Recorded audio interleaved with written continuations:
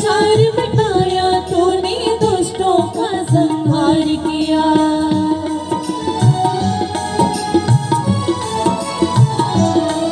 सब कर्म धर्म जब भूल गए तब तूने थाम तार लिया।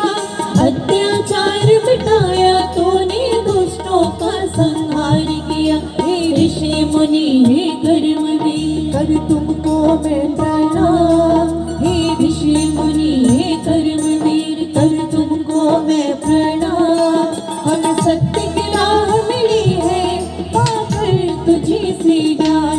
जय जय परशुराम भगवान, जय जय परशुराम भगवान, जय जय परशुराम भगवान, जय जय परशुराम भगवान।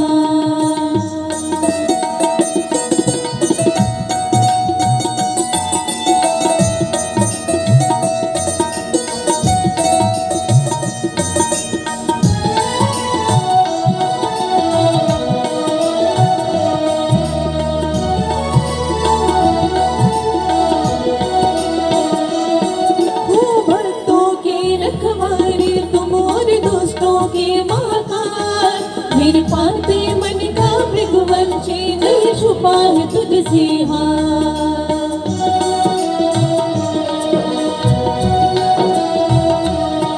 हो भक्तों के रखवारे तुम और दुष्टों के महाकाल। मेरे पाते मन का मृगवंशी, नहीं छुपा है तुझसे हाथ। अब कैसे तुम्हें बताऊं मैं, है मुझ में दोष तमाम।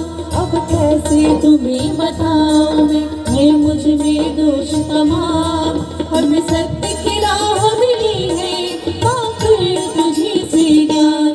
जय जय परशुराम भगवान, जय जय परशुराम भगवान, जय जय परशुराम भगवान, जय जय परशुराम भगवान।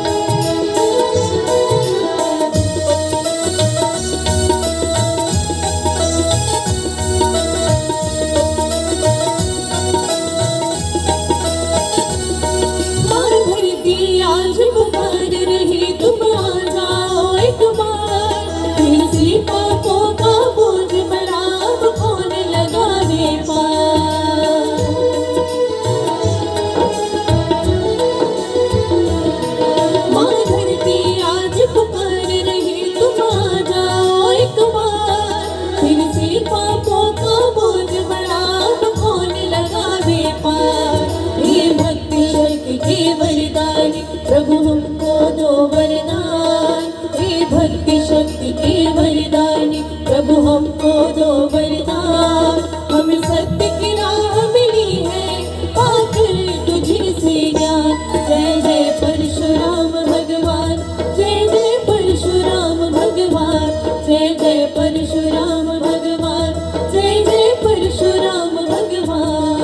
कर जोड़ करे वंदन तुझको, हे परशुराम भगवान। कर जोड़ करे वंदन तुझको, हे परशुराम भगवान।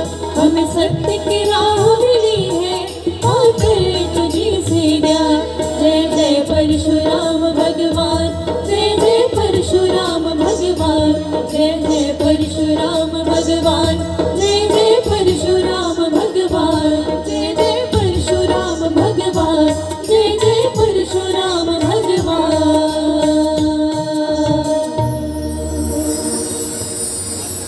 जब जब भी मानव अज्ञानता में और समाज अधर्म और अत्याचार के अंधकार में डूबने लगता है, तब तब मानव के मन से, उसकी अंतरात्मा से उस ईश्वर के समक्ष एक प्रार्थना निकलती है, एक पुकार निकलती है। हे प्रभु, स्वयं इस धरती पर आकर मानव को जीवन जीने की कला सिखाओ, धर्म का पथ दिखलाओ प्रभु, पुनः सत्य न्याय धर्म की स्थापना कर दो। और अन्य धार्मिक ग्रंथों में अगर आप देखें महापुरुषों के विचारों को अगर आपको पढ़ने का कभी अवसर प्राप्त हो, सुनने का अवसर प्राप्त हो, तो आप जानते होंगे कि ईश्वर के अवतार के कारण इस धरती पर यही रहते हैं। जब जब भी लगता है असत्य सत्य को दबा रहा है, अधर्म धर्म पर हावी हो रहा है, अन्याय अत्याचार इत्यादि बढ़ रहा है, तो तब तब मानवता सुर और धेनु गाय बनकर पृथ्वी उस ईश्वर को बुलाती है। और ईश्वर इस वसुंधरा की पुकार को कभी अनसुना नहीं कर सकते, क्योंकि वो इसे माँ तुल्य मानते हैं। और माँ की पुकार को अनसुना कब करते हैं? और जब जब ये वसुंधरा और मानवता उसे बुलाती है, उसे पुकारती है, तब तब वे प्रभु नारायण से नर बनकर इस धरती पर आते हैं। और किस लिए आते हैं जानते हैं? मीन कमठ शूकर नरहरि, वामन परशु राम विपुधरि, जब जब नाथ सुरन दुख पायो, नाना तरन तन धर तुम ही नसायो। ये सारी गणना बता दी।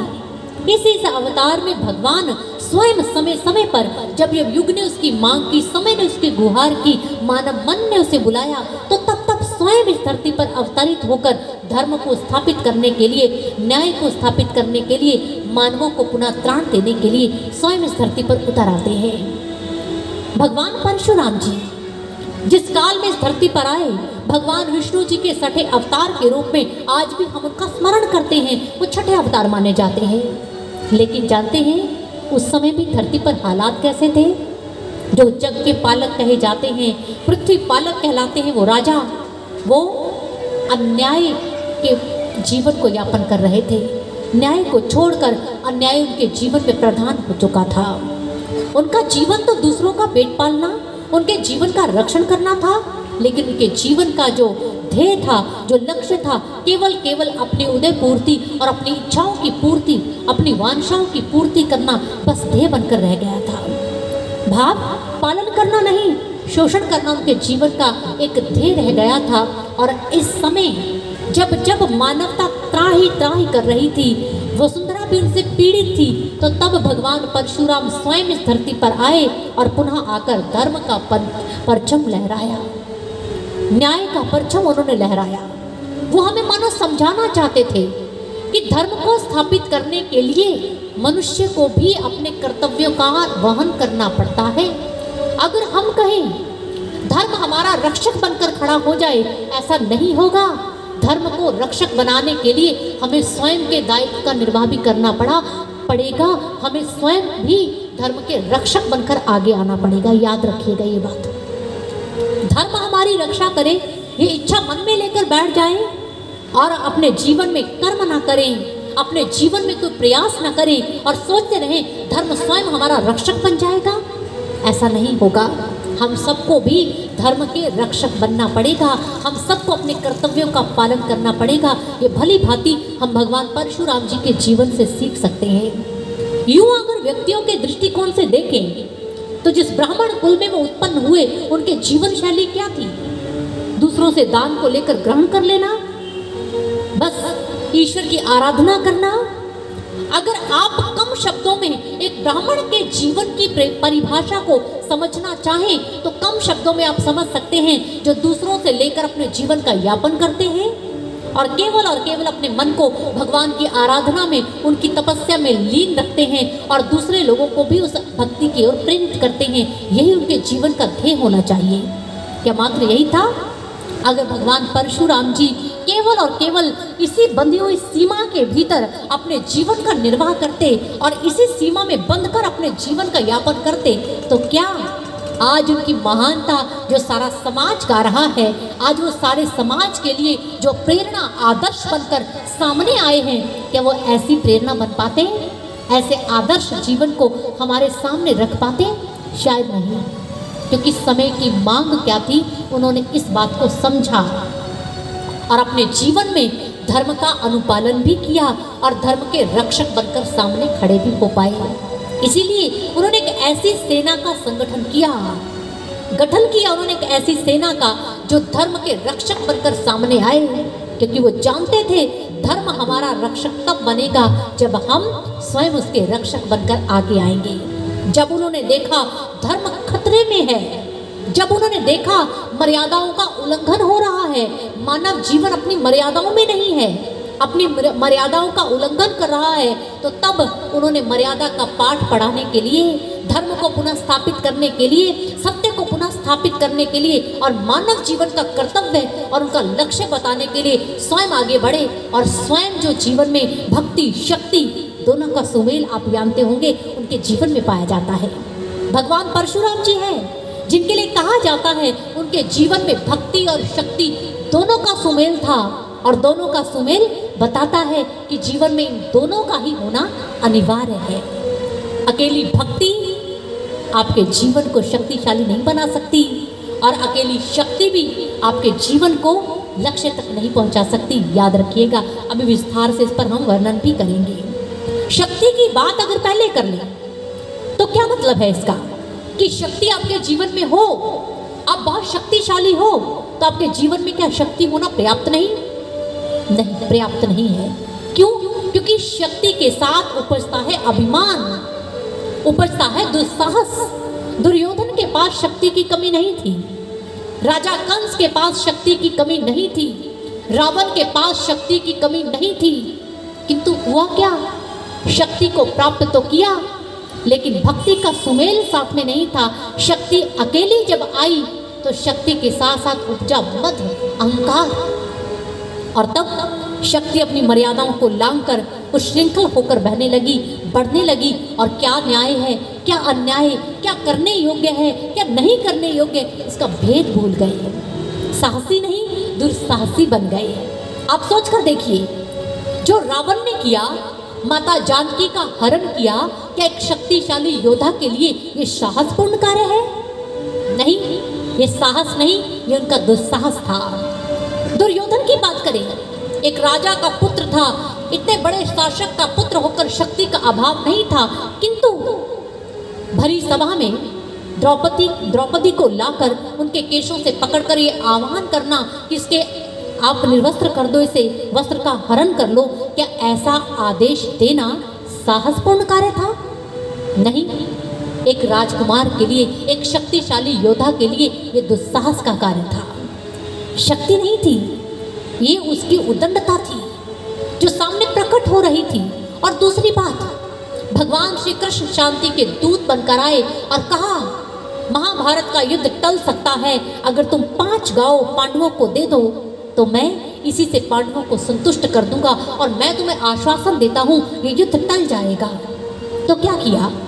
दुर्योधन ने, जो शक्तिशाली था, अपने दुस्साहस का परिचय दिया और शांति के दूत बनकर आए भगवान श्री कृष्ण को बंदी बनाने का आदेश दे दिया। उसका ये कार्य साहसपूर्ण नहीं था, दुस्साहसपूर्ण कार्य था। इसका अभिप्राय क्या? जब जब शक्ति एक ऐसे व्यक्ति के हाथ में आती है जिसके पास साहस नहीं अपितु दुस्साहस बढ़ता है, भाव भक्ति को साथ सुमेल लेके नहीं चलता, तो तब शक्ति जो है वो श्रृंखल हो जाती है और तब साहस जो होता है दुस्साहस का स्थान ले लेता है। और जब जब ये शक्ति दुस्साहसी लोगों के हाथ में आती है और शक्ति प्राप्त कर वो दुस्साहसी कार्य करते हैं और अपनी मर्यादाओं को लांघते हैं, समाज को पीड़ा देते हैं, मानव को पीड़ा देते हैं, तो तब आना पड़ता है उस शक्ति को, आकर स्वयं शक्ति की मर्यादा क्या है, मानव की मर्यादा क्या है, धर्म क्या है, सत्य क्या है, न्याय क्या है, इसे स्थापित करने के लिए वो स्वयं इस धरती पर आते हैं। प्रभु नर से, नारायण से नर बनकर आते हैं। और ऐसे ही भगवान परशुराम जी आए और कैसे उन्होंने एक सेना का गठन किया और कैसे दुस्साहसी लोगों को सबक सिखाया, ये हम सब जानते हैं। और कैसे भक्त आज भी भगवान परशुराम जी की महिमा का गुणगान करते हैं। आइए हम इस सुंदर रचना के माध्यम से श्रवण करते हैं।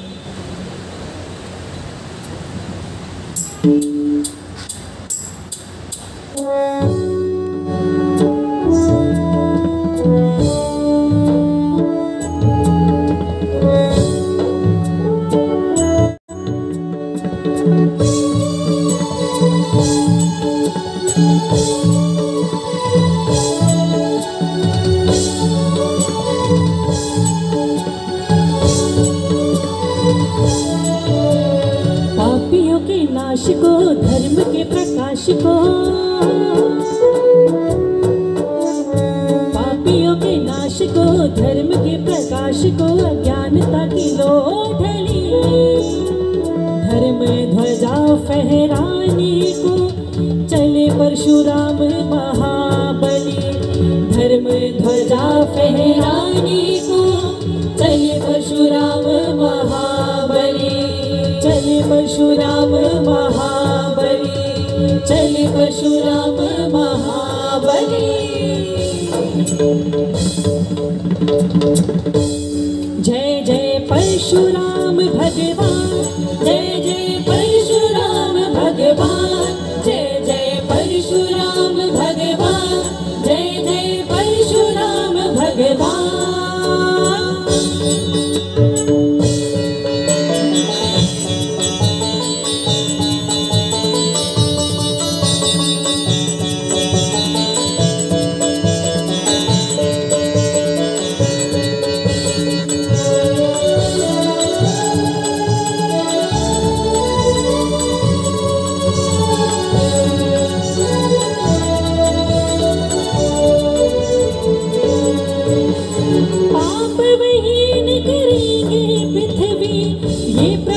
परशुराम का जब तक काम न पूर्ण न हो, नाम नहीं विश्राम का।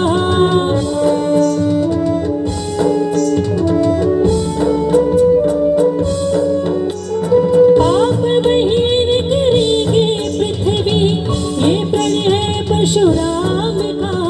जब तक काम न पूर्ण न हो, नाम नहीं विश्राम का।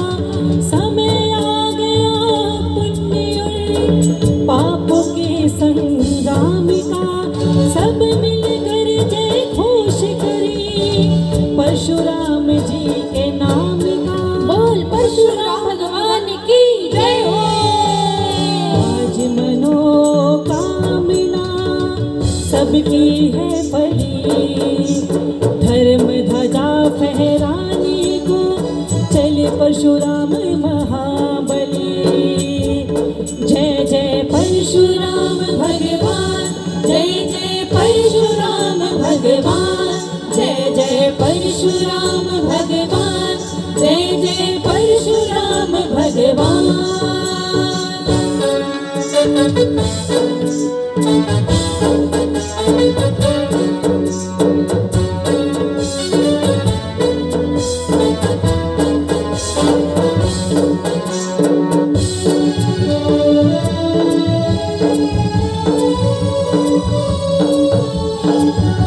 जय जयकार है तो साथ में बैठी राधा रानी जो उनकी परम भक्त है, उनकी भी तो जय जयकार है ना। कहने का अभिप्राय जय दो लोगों की होती है, भगवान की और भक्त की, बाकी सबकी तो क्षय होती है। अब इस बात से अभिप्राय क्या है कि हमें भी अगर अपने जीवन में जय भव विजय को प्राप्त करना है तो हमें भी भगवान के भक्त बनना होगा। भगवान परशुराम जी का जीवन, आपको एक बात बता दूं, भगवान परशुराम जी की जयंती यूँ तो आप हर वर्ष मनाते होंगे, एक स्थान पर नहीं, बहुत बड़ा शहर है, कई जगहों पर आज भगवान परशुराम जी की जयंती का ये आयोजन किया गया होगा। लेकिन इस जयंती का लाभ केवल वो लोग प्राप्त कर पाएंगे जो उनके जीवन से सीखेंगे, जो उनके जीवन से प्रेरणा प्राप्त करेंगे, जो अपने जीवन में आदर्श मानकर उनके जीवन का अनुसरण करेंगे, उनकी प्रेरणाओं का अनुसरण करेंगे, उनका सार्थक होगा उनकी जयंती मनाना और उन पर होगी उनकी विशेष कृपा। आप सब पर भी विशेष कृपा है। तो हम बात कर रहे थे जय की। भगवान परशुराम जी जो हैं उनके जीवन में अगर हम देखें तो आप पाएंगे कि उनके जीवन में भक्ति और शक्ति दोनों का सुमेल है। भक्ति कहते किसे हैं? रामचरितमानस से अगर हम पूछें तो भक्ति की संज्ञा देते हुए तुलसीदास जी ने हमें समझाया, जिन हरि भक्ति हृदय नहीं आनी, जीवित शव समानते प्राणी। क्या कहते हैं? जिसके जीवन में परमात्मा की भक्ति का प्रादुर्भाव नहीं हुआ, प्रकटीकरण नहीं हुआ, भक्ति नहीं आई, वो व्यक्ति जीते जी शव के तुल्य है। शव माने लाश, डेड बॉडी। अब लाश जो होती है वो चलते फिरते नहीं, कुछ बोलती नहीं, कोई क्रिया नहीं करती, डेड पड़ी है। ठीक ऐसे ही शास्त्र कहते हैं कि भक्ति के बिना व्यक्ति का जीवन भी निष्क्रिय होता है। वो करता सब कुछ है लेकिन वास्तव में कुछ भी नहीं करता। देखता है, चलता है, फिरता है, बोलता है, लेकिन क्रिया कुछ भी नहीं होती। इसलिए अपने जीवन में परमात्मा की भक्ति को स्थान दें। उन्होंने भक्ति की परिभाषा देते हुए बड़ी सुंदर प्रेरणा दी। उन्होंने कहा, भक्तिहीन गुण सब सुख ऐसे, लवन बिना बहु व्यंजन जैसे। भक्ति के बिना जीवन ठीक वैसे है जैसे नमक के बिना फीका भोजन। खाया कभी आपने फीका भोजन? भोजन का रस स्वाद कब आता है? जब हम भोजन में नमक डालते हैं। अगर भोजन में नमक नहीं डला तो तब हम उस फीके भोजन का स्वाद प्राप्त नहीं कर सकते। इसलिए सज्जनों, गोस्वामी तुलसीदास जी ने कितनी प्रेरणादायक बात कही है। व्यक्ति के जीवन में भक्ति का होना बहुत ज़रूरी है, क्योंकि ये जीवन का जो लक्ष्य है, जीवन जो मिला है, वो भक्ति के लिए ही मिला है। इसीलिए तो कहते हैं, रैन गवाई सोई के दिवस गवाया खाए, हीरे जैसा जन्म था कौड़ी बदले जाए। भक्ति के बिना इस जीवन की आपको जो परिभाषा बताई उन्होंने, भक्ति आपने प्राप्त नहीं की, उस ईश्वर से नहीं जुड़े, अपनी आत्मा से नहीं जुड़े, तो तब जीवन को आप व्यर्थ गवा रहे हैं। ठीक वैसे जैसे हीरे को कौड़ियों के बदले गवा दे। शास्त्र कहते हैं, बड़े भाग्य मानुष तन पावा, सुर दुर्लभ सद ग्रंथ ही गावा। बड़े भाग्य से मिला है ये मनुष्य का शरीर। और साथ ही साथ उन्होंने प्रेरणा देते हुए कहा कि ये मानव का तन जो है दुर्लभ है। दुर्लभो मानसो देहो देही नाम क्षण भंगुरा।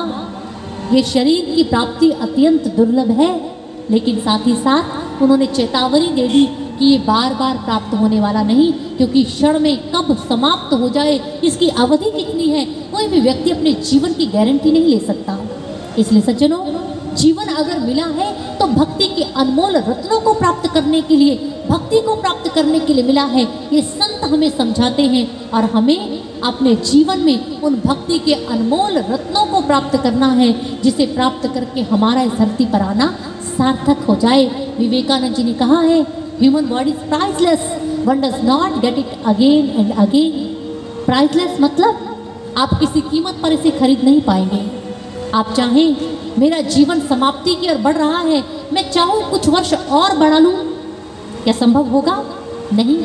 आप चाहें तो अपनी सारी अर्जित की गई दौलत लगा दें, आपका पूरा ऐश्वर्य लगा दें, लेकिन फिर भी आपको मोहलत नहीं मिलेगी। चंद घंटों की क्या, चंद सेकंडों की भी आपको मोहलत नहीं मिलेगी। ईश्वर के द्वारा निर्धारित जो समय है उस पर ही आपको जाना पड़ेगा, और फिर ये अवसर मिले या ना मिले इसकी कोई गारंटी नहीं है। इसलिए संत कहते हैं, बड़ा दुर्लभ है ये मानुष का तन, इसे यूं ही गवा मत देना। आगे महापुरुष हमें समझाते हुए क्या कहते हैं, ये शरीर जो बड़ा दुर्लभ है, इसकी प्राप्ति अत्यंत कठिन है, ये यूं ही व्यर्थ ना गवा दें। याद रखें, अपने जीवन में इस मानव तन को पाकर इसका लाभ प्राप्त करें, और इसका लाभ केवल उस भक्ति को करने में है, उस परमात्मा से जुड़ने हैं, अपनी आत्मा के साथ जुड़ने में है। तो आइए ऐसी सुंदर प्रेरणा देते हुए संत हमें क्या कहते हैं, साथ साथ श्रवण करते हैं।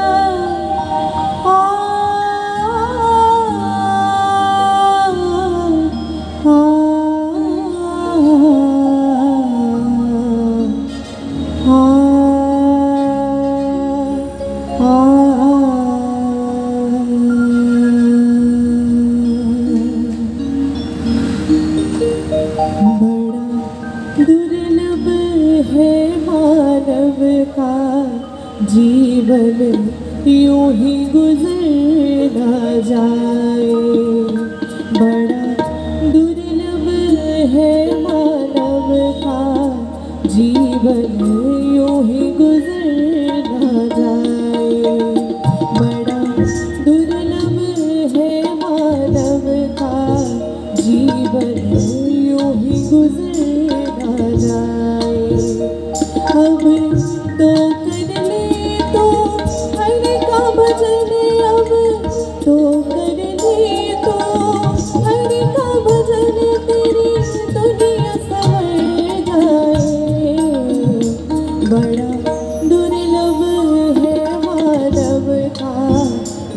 जीवन यूं ही गुजर ना जाए। बड़ा दुर्लभ है मानव का जीवन यूं ही गुजर ना जाए।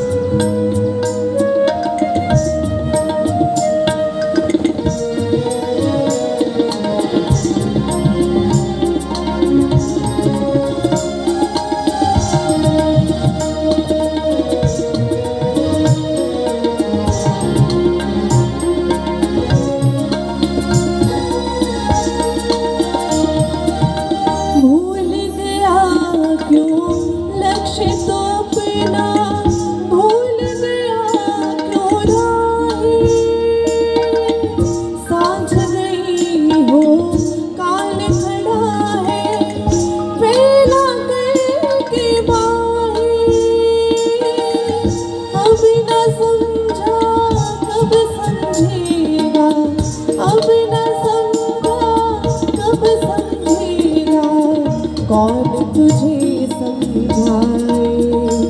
बड़ा दुर्लभ है मानव का जीवन यूं ही गुजर ना जाए।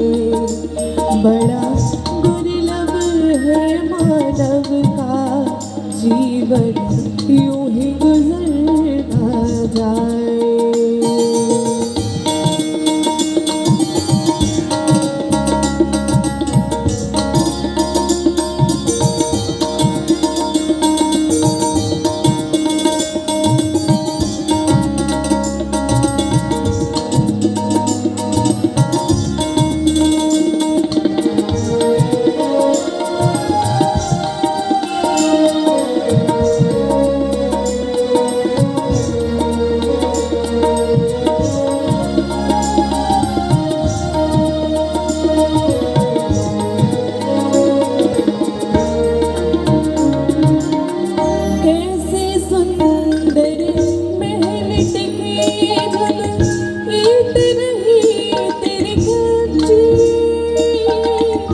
झूठी दुनिया झूठी सपने प्रभु की बातें सच्ची।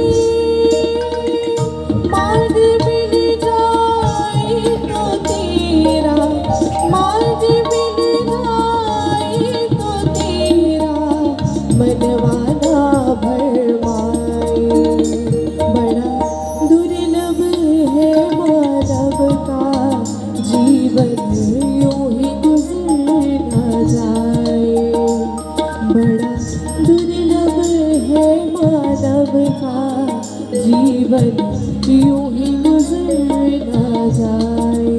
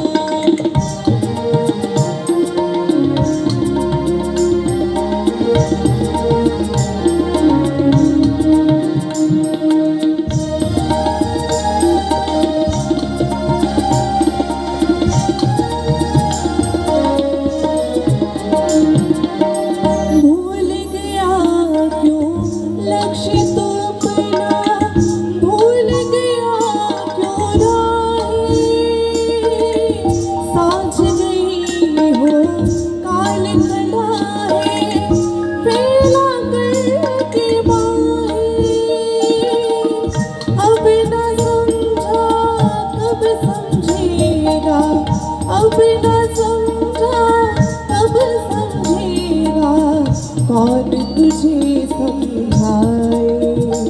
बड़ा दुर्लभ है मानव का जीवन यूं ही गुजर ना जाए। बड़ा दुर्लभ है मानव का जीवन यूं ही गुजर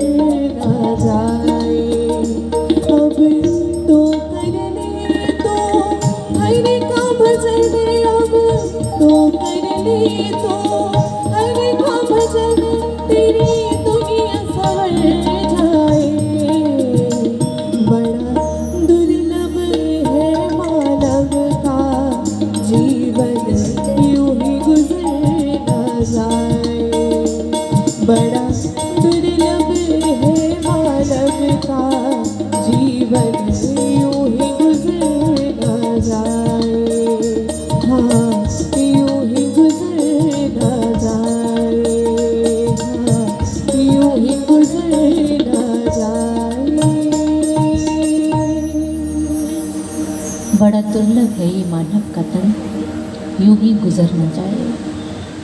आप इस एक पंक्ति को भी पकड़ ले अपने जीवन में, तो इसी से प्रेरणा प्राप्त कर आपका धरती पर आना सफल हो सकता है। ये मानव तन बड़ा दुर्लभ है। दुर्लभ किसे कहते हैं? अर्थ जानते हैं? जिसकी प्राप्ति अत्यंत कठिन हो, जिसे प्रपन्न करना, प्राप्त करना एक बड़ी कठिनाई की बात हो, उसे दुर्लभ कहते हैं। और संत सदैव इस देह की प्राप्ति को दुर्लभ बताते हैं। इस शरीर का प्राप्त होना बड़ी कठिनाई की बात है, क्योंकि रामचरितमानस में लिखा, प्रभु कर करुणा नर देही, देत ईश बिन हेतु सुलेही। भगवान ने करुणा की, दया की, तब कहीं जाकर ये मनुष्य की देह में प्राप्त हुई। 84 लाख योनियों के चक्र में घूम रहे थे, वहाँ ईश्वर ने दया दृष्टि की, उसमें से निकाला और फिर ये मनुष्य की देह में प्रदान की। और हम इसका उचित लाभ प्राप्त नहीं कर पाते हैं। महाभारत प्रसंग के अंदर एक आपने पढ़ा होगा एक घटना को। युधिष्ठिर जी की मुलाकात यक्ष से हुई, बहुत सारे प्रश्न हुए, उत्तर भी दिए गए, और उनमें से एक प्रश्न जो था वो यह था कि आश्चर्य मता, सबसे बड़ा आश्चर्य समाज में क्या है? तब धर्मराज युधिष्ठिर ने कहा, सबसे बड़ा आश्चर्य अगर कुछ है तो वो यह है कि इस धरती पर आकर मनुष्य यह समझता है कि उसकी मृत्यु कभी होगी नहीं, जबकि अपने हाथों से अपने स्वजनों को शमशान घाट ले जाता है, उनकी चिता अग्नि भी देता है, आंखों से उनकी देह को राख बनते हुए देखता है, लेकिन फिर भी वो इस सत्य को अपने जीवन में स्थापित नहीं कर पाता, कभी अपना नहीं पाता कि ये मृत्यु एक दिन मेरे पास भी आएगी, मुझे भी इसका सामना करना होगा। ये सबसे बड़े आश्चर्य की बात है। इसलिए सज्जनों, हमें भी मानव जीवन प्राप्त कर अपने लक्ष्य की ओर बढ़ना है। जीवन में कर्तव्यों का निर्वाह करना हमारा परम धर्म है। भगवान परशुराम जी के जीवन को देखें तो उनके जीवन की सबसे बड़ी घटना क्या है? उनके आश्रम में गाय थी, जो वरदायिनी थी, जो मन की इच्छाओं को पूर्ण करने का सामर्थ्य रखती थी। वो गाय जो उनके आश्रम के खूंटे पर बंधी थी, जिस समय का राजा अपनी सेना को लेकर आया, उसने याचना की, क्या हमें पेट भर भोजन मिल सकता है? क्या हमारे विश्राम का प्रबंध हो सकता है? तो तब परशुराम जी के पिता यमदग्नि जी ने कहा, क्यों नहीं? क्योंकि उस समय ब्राह्मण निर्धन नहीं थे। उस समय ब्राह्मण केवल और केवल दूसरे की दी गई चीज पर आश्रित रहने वाले जीवन को यापन नहीं करते थे। वो स्वयं इतने सक्षम थे, सामर्थ्य थे, क्योंकि प्रभु की भक्ति और तप के साथ जुड़े हुए थे, इसलिए इतना सामर्थ्य था अपने जीवन का भी निर्वाह कर पाए और द्वार पर आए गए याचक का भी वो भरपेट उसे भोजन करवा पाए। उन्होंने साहस कहा, क्यों नहीं, हम आपके लिए भी भोजन का विश्राम का प्रबंध कर सकते हैं। तो उसी समय कहते हैं कि गाय की इच्छा पूर्ति की जो वरदान उनके पास था, उसकी कृपा से, उनके माध्यम से उन्होंने सारी सेना और राजा का पेट भर भोजन भी करवाया और उनके विश्राम का प्रबंध भी किया। और तब राजा के मन में उसी समय कहते हैं एक ऐसे कूट भावना जो थी, दुष्भावना का जन्म हुआ। उन्होंने वो गाय स्वयं ले गए उनकी इच्छा के विरुद्ध। तब भगवान परशुराम जी ने उस गाय के रक्षण के लिए कितने युद्ध किए, कितने राजाओं का वध किया, ये हम सब जानते हैं। लेकिन ये घटना आज भी अगर हमारे लिए प्रेरक बनी हुई है, प्रेरणा दे रही है, तो इसका कारण क्या है? क्योंकि वो हमें भी समझाना चाहते हैं कि गाय जो है वो राष्ट्र की समृद्धि का कारण बनती है। जो गाय है वो हमारे विश्व की माता है। आप जानते हैं गाय को क्या कहते हैं? गावा विश्वस्य मात्रा। गाय जो है एक व्यक्ति की नहीं, राष्ट्र की नहीं, जाति की नहीं, पूरे विश्व की माता का दर्जा उसे प्राप्त है। क्यों? क्योंकि गाय हमारे लिए ईश्वर का एक अनमोल रत्न है, इस धरती पर वरदान है, इस धरती पर। आप कहेंगे कैसे? गाय के द्वारा दिया गया दुग्ध यदि हमारे लिए अमृत है, तो उसके द्वारा मूत्र जो हमें प्राप्त होता है वो गंगा जल की तरह पावन है। और गाय का गोबर जो हमारे खेतों में खाद के रूप में डलता था, और वो लक्ष्मी जी उसके भीतर निवास करती है।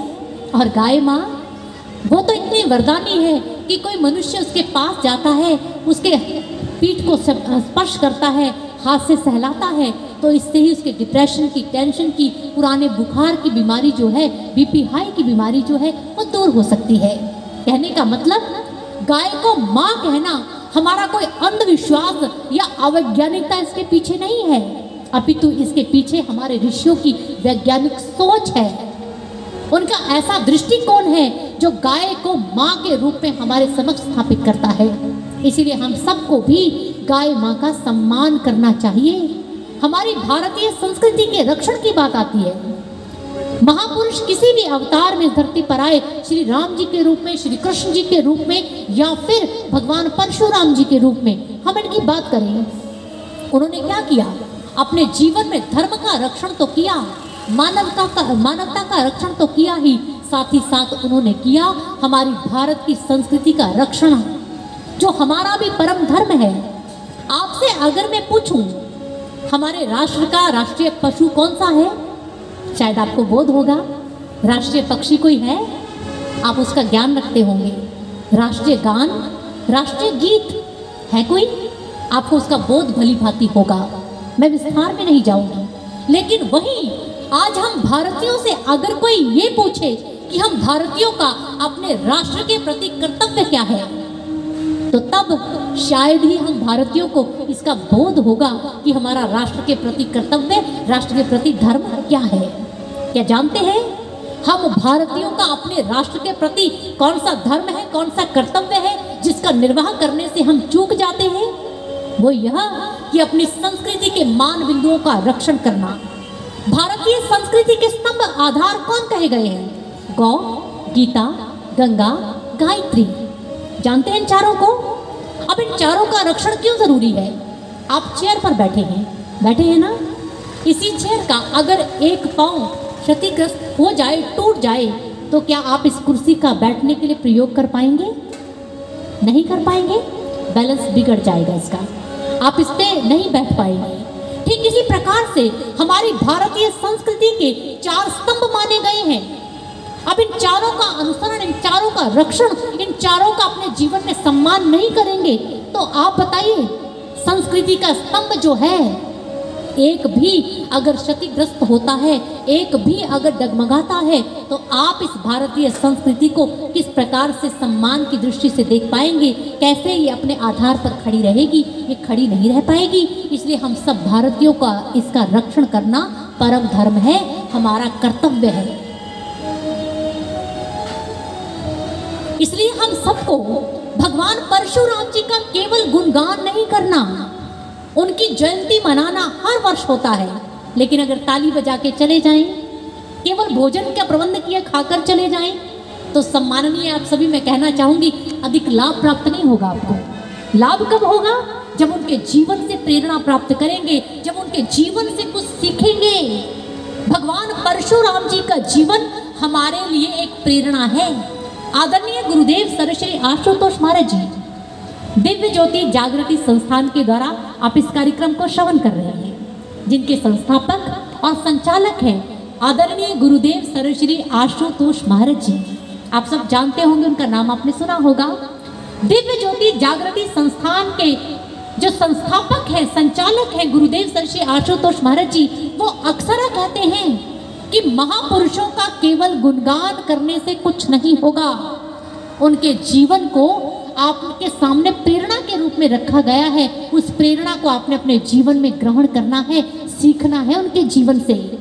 भगवान परशुराम जी ने जब देखा कि धर्म खतरे में है, राजा अपने कर्तव्य को भूल गए। राजा का, एक नायक का कर्तव्य क्या होता है, रामायण से सीखिए। उन्होंने कहा, मुखिया मुख स्यों चाहिए, खान पान को एक, पालहि पोसहि सकल अंग, तुलसी सहित विवेक। सुना है आपने? भरत को समझाया है। राजा का कर्तव्य है, जो नेता होता है उसका कर्तव्य क्या होता है? मुख बनना है। मुख बनना है भाव, मुख में भोजन जाता है, वो चबाता है, रस लेता, अंदर डालता है, और फिर रस सारे अंगों को मिलता है।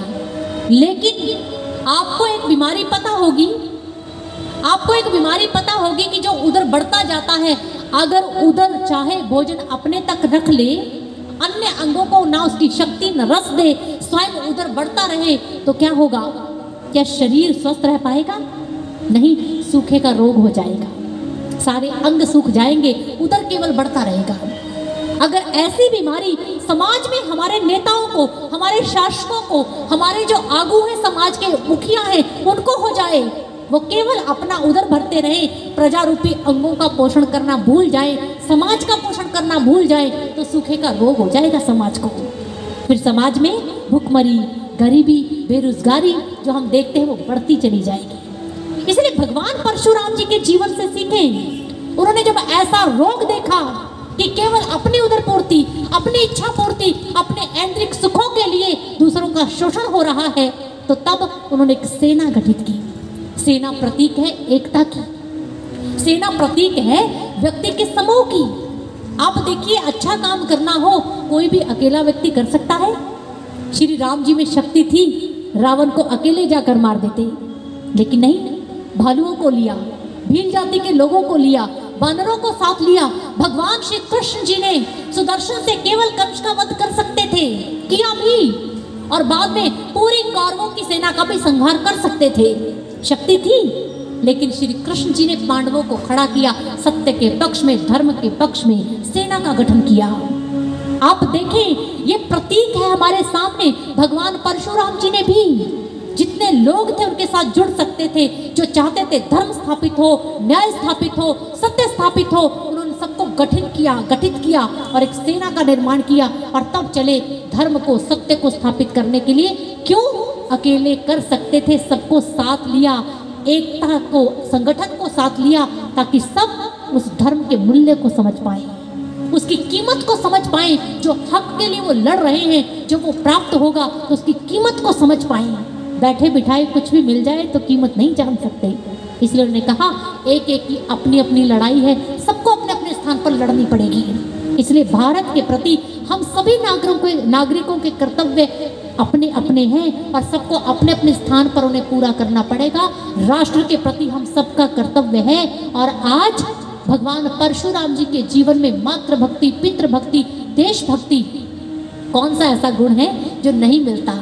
सबको सीखने को मिलता है। संस्कार लेना चाहें, स्वयं भी लें, अपने बच्चों को भी दें। माता पिता की आज्ञा का पालन कैसे करना है, रामायण बताती है। श्री राम जी का जीवन कैसा?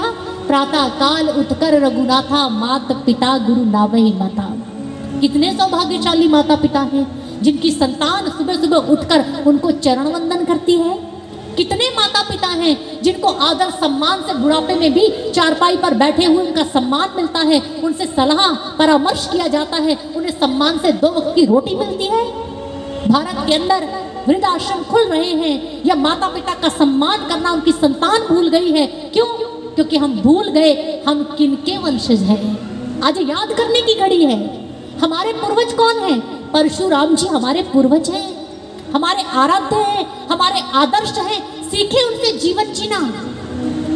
औरंगजेब की बात सुनी होगी, कहते हैं कि उसने अपने पिता को बंदी बनाकर कारागृह में डाल दिया, कई दिनों तक भूखे प्यासे रखा। उसके पिता ने एक दिन एक कलम और पत्र मंगवाया, अपने बेटे को एक पत्र लिख दिया। ध्यान से सुनिए, पत्र में लिखा, पुत्र तुम कैसे पुत्र हो जो जीते जी अपने पिता को जल और भोजन के लिए तड़पा रहे हो, और तुमसे तो बढ़कर शत शत नमनीय है वो भारतीय, वो हिंदू जो अपने मृत पिता को भी जल अर्पित करते हैं, वो आदरणीय हैं, वो वंदनीय हैं। ये घटना से सीखें। हम वो भारतीय जो अपने मृत माता पिता को भी तर्पण देके उनके भूख और प्यास का ध्यान रखते हैं, लेकिन आज हम अपने घरों में अपने माता पिता का आदर, अपने माता पिता का सम्मान नहीं करते। इसलिए आज भगवान से सीखने की आवश्यकता है। पिता ने कहा माता का गला काट दो तो काट दिया।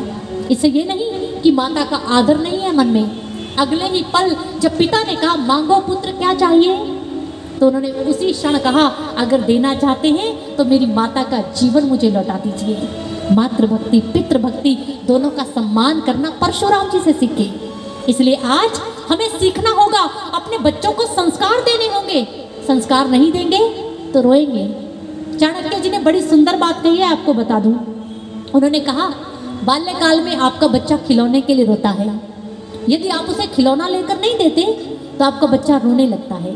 कुछ घंटे रोता है, कुछ दिन रोता है, पर याद रखना, खिलौना ना मिलने से बच्चा कुछ घंटे या कुछ दिन रोएगा। अगर आप उसे अच्छे संस्कार देने से चूक गए, अच्छे संस्कार अपने बच्चों को नहीं दिए, तो सारा जीवन आपका बच्चा रोएगा और आपको भी साथ में रोना पड़ेगा, रुलाएगा आपको। इसलिए समय रहते अपने बच्चों को अच्छे संस्कार दे। मुझे कहना पड़ता है, ऐसे कार्यक्रम हो तो हम खुद शिरकत करते हैं, खुद भी केवल फॉर्मेलिटी। आप देख रहे होंगे उधर पंडाल में भी बराबर भीड़ है, यहाँ कम है, जबकि इस प्रोग्राम की अवधि जो समय है निर्धारित है, कम समय के लिए अवसर मिला है।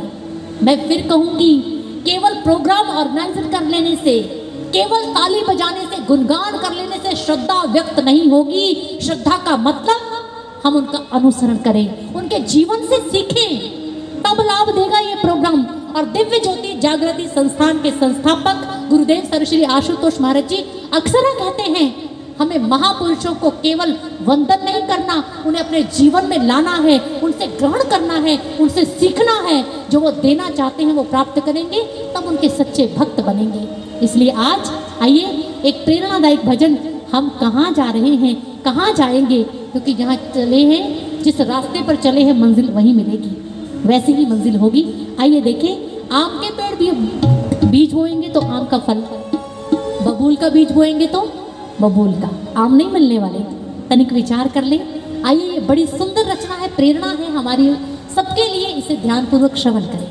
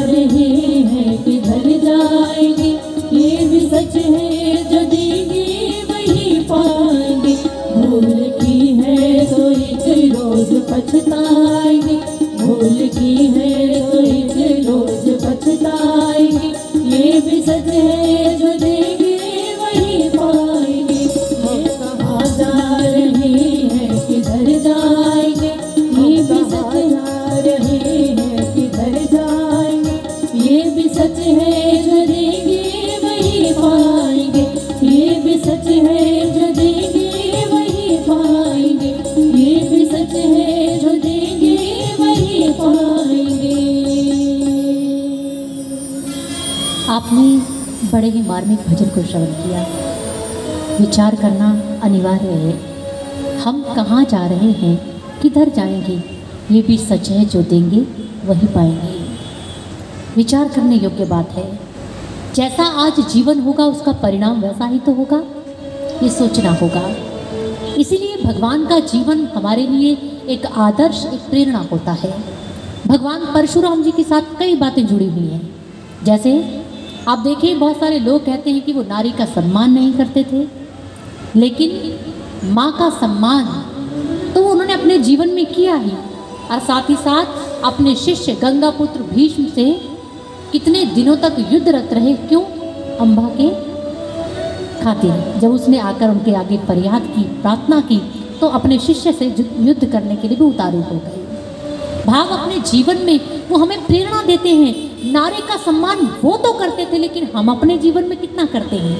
आज हमारा समाज नारी का सम्मान कितना करता है, इस पर हमें विचार करनी है, उनसे सीखनी है वो बात। और दूसरी बात, उन्होंने राजाओं का वध किया, ये भी बात सत्य नहीं। एक बार किसी ने आशुतोष महाराज जी से पूछा, तो गुरु महाराज जी ने कहा उन्होंने सभी राजाओं का वध नहीं किया, क्योंकि उसी समय राजा जनक, राजा दशरथ जैसे धर्मात्मा राजा भी थे, उनका वध उन्होंने नहीं किया। लेकिन वो जो अधर्मी थे, जो अपने जीवन में धर्म संगत जीवन नहीं यापन करते थे, उनका वध उन्होंने अवश्य किया। ये हमें सोचना होगा।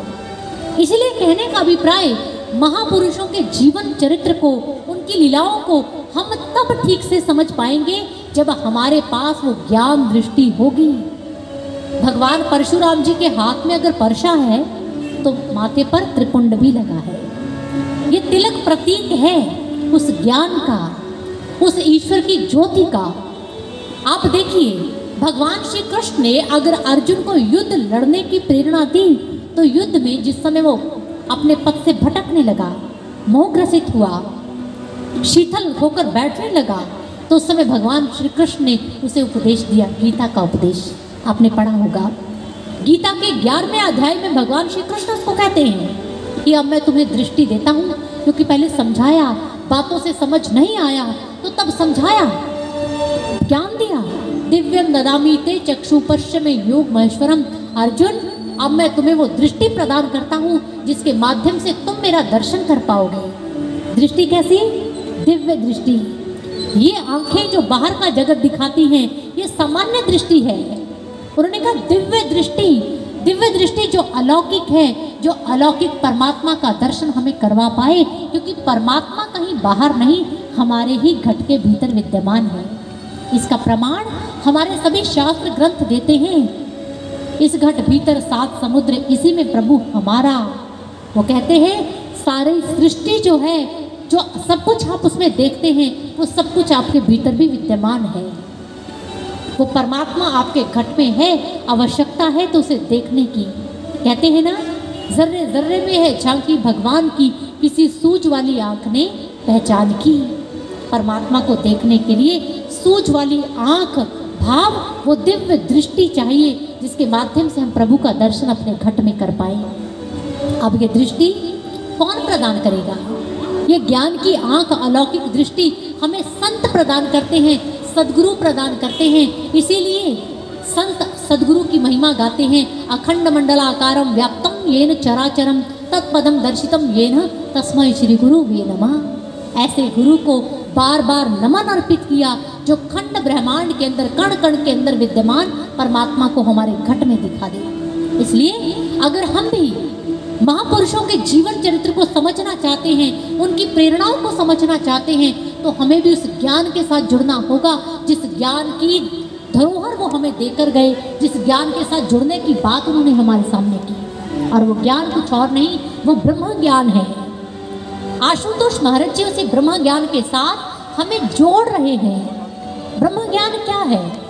2 शब्दों का सुमेल है, ब्रह्म प्लस ज्ञान। ब्रह्म मतलब ऑल प्रोवाइडिंग सत्ता, जो कण कण में विद्यमान है। ज्ञान मन से जान लेना। और दिव्य ज्योति जागृति संस्थान के संस्थापक श्री आशुतोष महाराज जी उसी ब्रह्म ज्ञान के उदार प्रदाता भी हैं। वो इस ब्रह्म ज्ञान को प्रदान कर रहे हैं, जिसे प्राप्त करके मानव अपने घट में उस परमात्मा का दर्शन कर, उसकी भर्गो ज्योति का दर्शन कर अपने घट में उस परमात्मा का दर्शन प्राप्त करता है। और फिर उनका आचरण, धर्म के जो 10 लक्षण हैं, धर्म के कितने लक्षण हैं? 10। दया, क्षमा, शील, संतोष इत्यादि वो अपने आप फिर हमारे घट में प्रकट होते हैं जब हम उससे जुड़ते हैं और फिर नित्य प्रति उसका ध्यान करते हैं, उसका अभ्यास करते हैं, तब उस धर्म के लक्षण हमारे घट में प्रकट होते हैं। इसलिए सज्जनों, हम सबको भी आज आवश्यकता है उस ज्ञान के साथ जुड़ने की, और ज्ञान के साथ अपने आप नहीं जुड़ा जाएगा, ज्ञान के साथ जोड़ते हैं संत महापुरुष, क्योंकि कहते हैं भाई रे गुरु बिन ज्ञान ना होए, पूछो ब्रह्मे नारदे वेद व्यासे कोई। गुरु के बिना ज्ञान नहीं हो सकता, चाहे किसी से भी पूछे, गुरु ही है जो हमारे घट में आकर ज्ञान की ज्योति जलाते हैं, हमें वो दृष्टि प्रदान करते हैं जिसके माध्यम से हम अपने घट में इस परमात्मा दर्शन को करते हैं और फिर परमात्मा के साथ जुड़कर दया, क्षमा, शील, संतोष इत्यादि धर्म के 10 लक्षण हमारे जीवन में प्रकट होने लगते हैं। इस ज्ञान के साथ जुड़ने की प्रेरणा दी और इस ज्ञान के साथ जोड़ने का काम संत करते हैं। और ऐसी प्रेरणा आइए इस आगामी भजन के माध्यम से हम श्रवण करते हैं कि कैसे गुरु हमारे घट में वो ज्ञान का दीप जलाते हैं और गुरु के बिना वो ज्ञान का दीपक नहीं जलता। आइए इस प्रेरणा भजन को श्रवण करते हैं। बिन गुरु के कैसे हरे मिलेंगे, बिन गुरु कैसे भव पार तरेंगे। बिन गुरु के कैसे हरे मिलेंगे, बिन गुरु कैसे भव पार तरेंगे। बिन गुरु के कैसे हरे मिलेंगे, बिन गुरु कैसे भव पार करेंगे। बिन गुरु के कैसे हरे मिलेंगे, बिन गुरु के कैसे हरे मिलेंगे, बिन गुरु कैसे भव पार करेंगे। बिन गुरु के कैसे हरे मिलेंगे, बिन गुरु कैसे भव पार करेंगे। बिन गुरु के कैसे हरे मिलेंगे।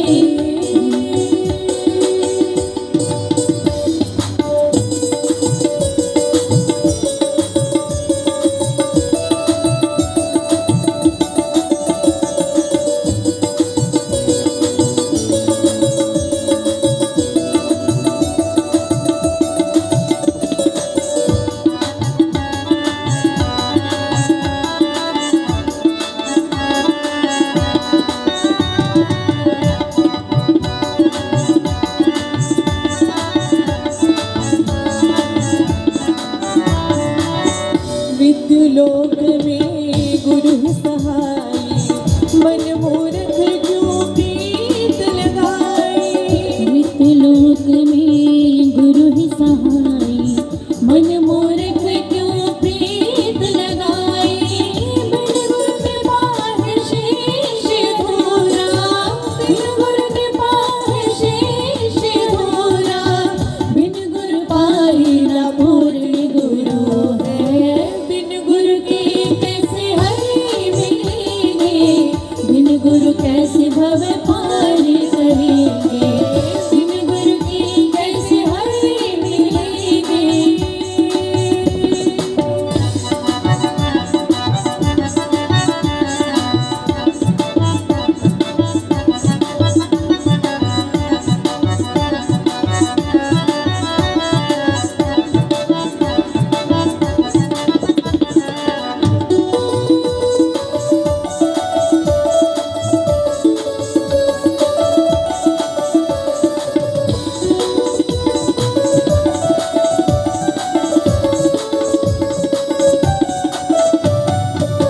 व्यापक है हरि सब ही, लेकिन देखन योग्य दृष्टि कहाँ है।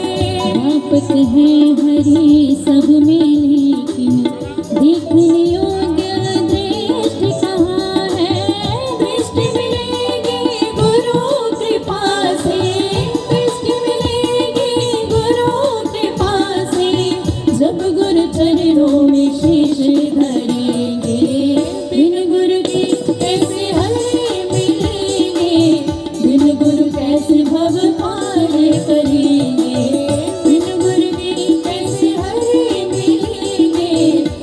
गुरु कैसे भव पार करेंगे, बिन गुरु कैसे भव पार करेंगे, बिन गुरु कैसे भव पार करेंगे।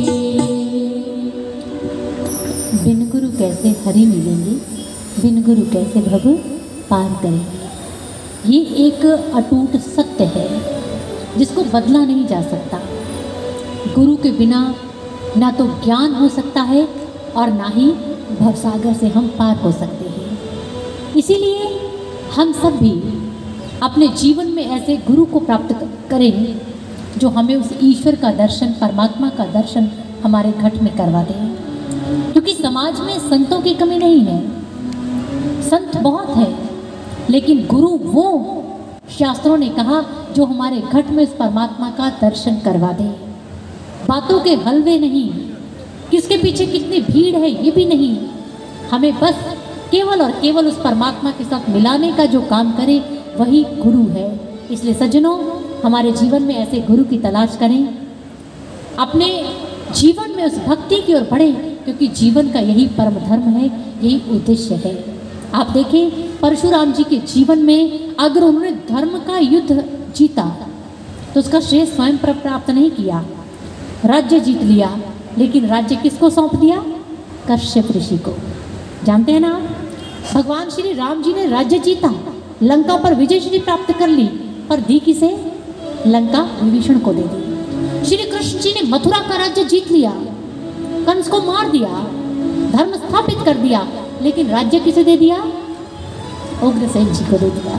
भाव लालच नहीं था, हमारे लिए प्रेरणा निष्काम भाव से कर्म करने की, और ऐसा जो कर्म करने की प्रेरणा का जो हमारे जीवन में ऐसी प्रेरणा प्राप्त होगी वो महापुरुषों से होगी, और ऐसे ज्ञान, ऐसी भक्ति से होगी। इसलिए हम सब भी भगवान परशुराम जी से ऐसी प्रेरणा प्राप्त करें, इस ज्ञान की और इस भक्ति की ओर बढ़े। हमारे जीवन में शक्ति भी हो और भक्ति भी हो, दोनों का सुमेल जब होगा तो हमारे जीवन में होगा सदाचरण, हमारे जीवन में होगा धर्म, हमारे जीवन में होगा सत्य, न्याय और दया भावना दूसरों के प्रति भी उपज।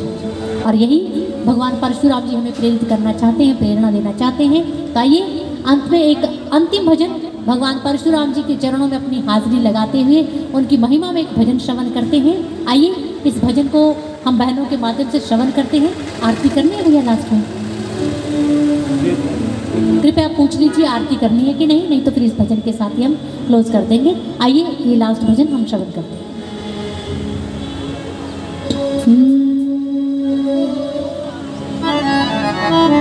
जय जय जय प्रभु परशुधारी, दुष्ट जनों पे पड़ते भारी। जय जय जय प्रभु परशुधारी, दुष्ट जनों पे पड़ते भारी।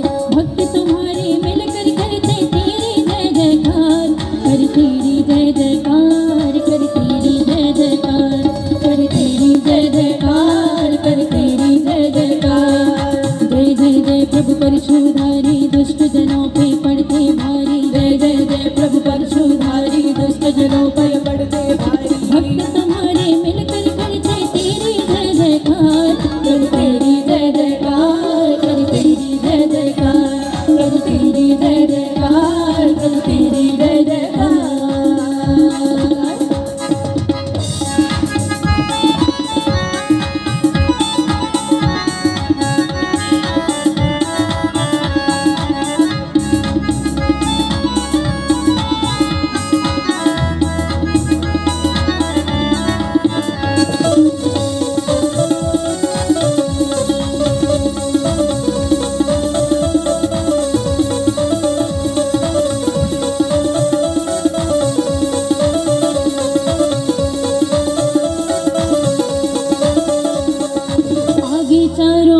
प्रभु जी पीछे धनुष धरे भारी, पीछे धनुष धरे भारी, पीछे धनुष धरे भारी। घटाशीष पे राजित प्रभु जी, गलमाला शोभे न्यारी, गलमाला शोभे न्यारी, गलमाला शोभे न्यारी। आगे चारों वेद प्रभु जी, पीछे धनुष धरे भारी। घटाशीष पे राजित प्रभु जी, गलमाला शोभे न्यारी। ज्ञान तुम्हारा, ज्ञान तुम्हारा, भक्तों का आधार। कर तेरी जय जयकार, कर तेरी जय जयकार, कर तेरी जय जयकार, कर तेरी जय जयकार।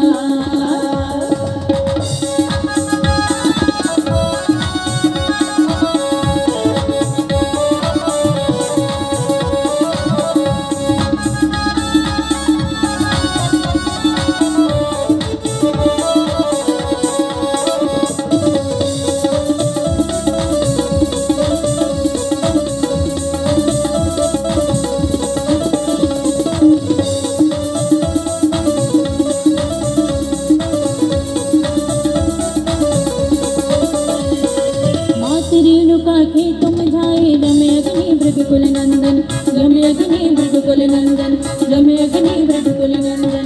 सहज सुराधारी प्रभु जी को करते हैं शत शत वंदन, करते हैं शत शत वंदन, माँ करते हैं शत शत वंदन। माँ की रेणुका काहे तुम जाए रमे अग्नि मृगकुल नंदन, सहज सुराधारी प्रभु जी को करते हैं शत वंदन। तेरी महिमा गाती जाए भगवान बारंबार, कर तेरी जय जयकार, कर तेरी जय जयकार, कर तेरी जय जयकार, कर तेरी जय जयकार।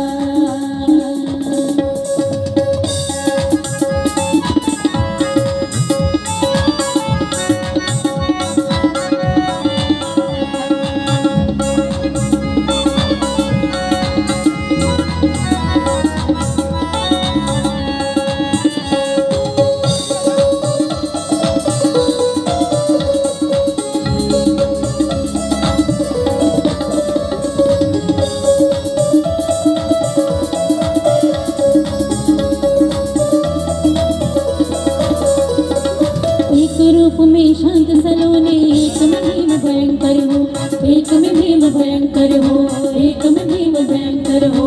भक्तों की रक्षा करते हो, दुष्टों को घनते दंडित हो, दुष्टों को घनते दंडित हो, दुष्टों को घनते दंडित हो। एक रूप में शांत सलोने, एक में भीम भयंकर हो, भक्तों की रक्षा तो दुष्टों को घनते दंडित हो। पाप ताप सारे हर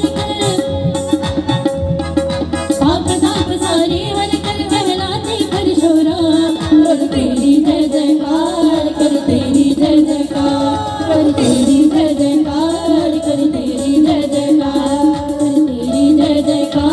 कर तेरी जय जयकार, कर तेरी जय जयकार, कर तेरी जय जयकार, कर तेरी जय जयकार, कर तेरी जय जयकार, कर तेरी जय जयकार।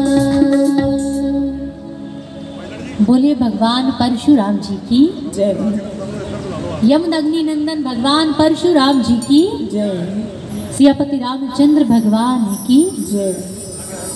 आप सभी प्रभु भक्तों को एक बार पुनः भगवान परशुराम जी के इस अवतार दिवस पर हार्दिक बधाई, हार्दिक शुभकामनाएं।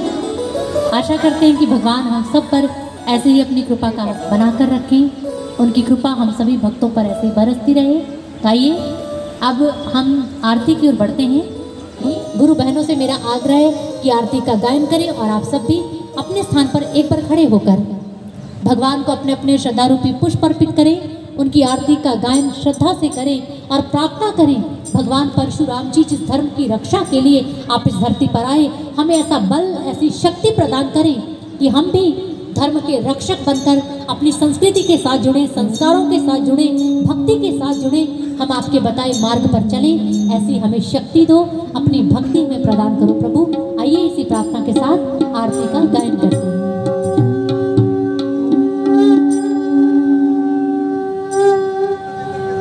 ओम जय परशुराम हरि, प्रभु जय परशुराम हरि। दुखी जनों की विपदा, दुखी जनों की विपदा पल में दूर करे। ओम जय परशुराम हरि। आगे वेद है चारों, पीछे धनुष धरे, प्रभु पीछे धनुष धरे। जटाशीष हो राजत, जटाशीष हो राजत, परशु हाथ धरे। ओम जय परशुराम हरे। ब्रह्मसूत्र कंधे पर, कोटि पे मृगशाला, कोटि पे मृगशाला। बलराम जी की आरती जो कोई नर गावे, आज भीम सहित गावे। कहत ब्रह्मानंद सेवक, कहत ब्रह्मानंद सेवक, सुख संपत्ति पावे। ओम जय परशुराम हरि, ओम जय परशुराम हरि, ओम जय परशुराम हरि।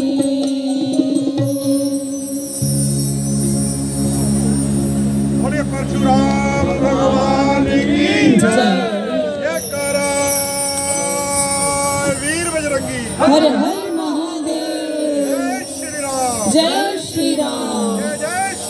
जय जय श्री राम। जय करे वीर बजरंगे। हेलो। सो इसी के साथ आज के इस कार्यक्रम को हम यहीं पर विराम देते हैं।